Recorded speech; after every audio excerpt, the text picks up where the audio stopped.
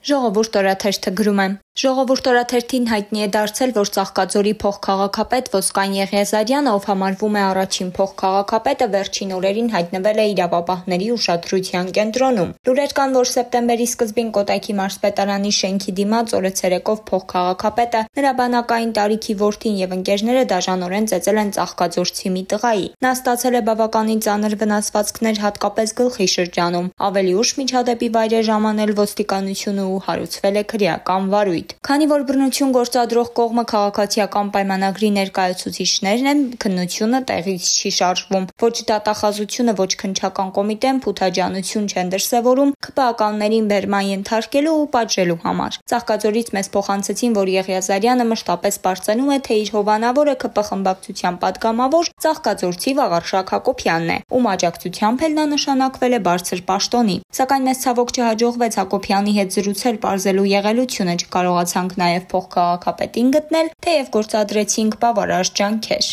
Ժողովուրդ օրաթերթը գրում է. Մահվան նախարար բնորոշմամբ հայտնի Արսեն Թորոսյանի օրոք, երբ շատ մասնագետների համար անհասկանալի եղանակներով բուժում էին COVID-19, վատնվել է նաև պետական բյուջեի միջոցներ, որոնց մասին Ժողովուրդ օրաթերթը շարունակում է իր հրապարակումների շարքը։ Նախ նկատենք, որ հետխորհրդային երկրներում ամենաշատ մահացության դեպքերը հենց Հայաստանում են գրանցվել։ ՀՀ առողջապահության նախարարության պաշտոնական տվյալներով COVID-19-ի հետևանքով 8746 մարդ է մահացել Հայաստանում։ Իսկ ինչպես է կատարվել բուժումը։ Ըստ ֆինանսների նախարարության վերահսկողության տվյալների, մեկ հիվանդի բուժման համար նախատեսված գները հիմնավորված չեն հաշվարկներով։ Այսպես, 11.06.20 թվականի 1853 ահրամանով սոմատիկ բաժանմունքում հիվանդի բուժման համար հաստատված գնի մեջ որպես այլ ծախսեր ներառված է եղել 313 դրամ, իսկ մեկ այլ 3873-ի ահրամանով հաստատված գնի մեջ այլ ծախսեր գումարը կազմել է 5000 դրամ։ Կամ այլ ծախսերը առանց հիմնավորման ավելացել են 4687 դրամով։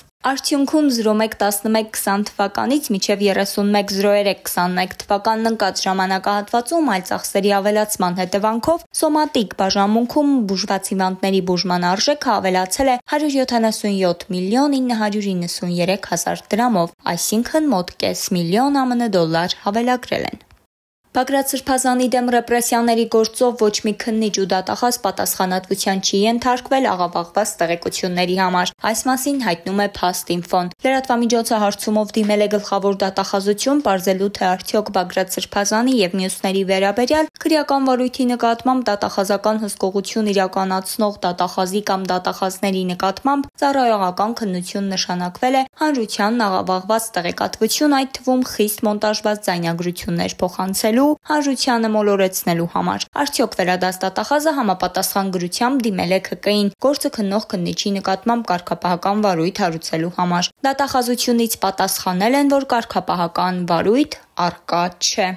Փաստ օրաթերթը գրում է. Ստանիսլավսկու անվան ռուսական դրամատիկական թատրոնի տնօրեն Սուրեն Շահվերդյանը դեռևս հունիսի 24-ին հայտարարել էր, որ թատրոնի հիմնական բեմը 3 ամիս չի գործի, քանի որ փոխում են թատրոնի հիմնական դահլիճի 70 տարեկան աթոռները։ ԿԳՄՍ նախարարությունն այս տարի տենդեր իրականացրեց, հաղթող կամ մոտ օրերս կկնքվի պայմանագիրը, ասել էր նա։ Եռամսյա ժամկետը լրացել է սեպտեմբերի 24-ին, սակայն մեր տեղեկություններով թատրոնի աթոռները այդպես էլ չեն փոխվել։ Փոխարենը, ինչպես փոխանցում են մեր աղբյուրները, թատրոնի տնօրենը վերանորոգել է իր աշխատասենյակն ու իր հետ ուղղակի առնչություն ունեցող եւս մի 2 սենյակ։ Երեկ մենք զրուցեցինք Սուրեն Շահվերդյանի հետ ճշտելու մեր ունեցած տեղեկությունները։ Նա հաստատեց, որ աթոռներն իսկապես չեն փոխվել։ Թատրոնի աշխատանքը կկանգնի նոյեմբերի 5-ից մինչև դեկտեմբերի երևի ամենաուշը 10-ը։ Ժամկետ է դրված, որ դեկտեմբերի 10-ին մեր դահլիճը լիովին նորոգվի, նոր աթոռներով կբացվի։ Աթոռները ճանապարհին են, նոյեմբերի 17-ին հասնում են Հայաստան։ Հետաձգվել էր պատվերը, խնդիր էր առաջացել գործարանում։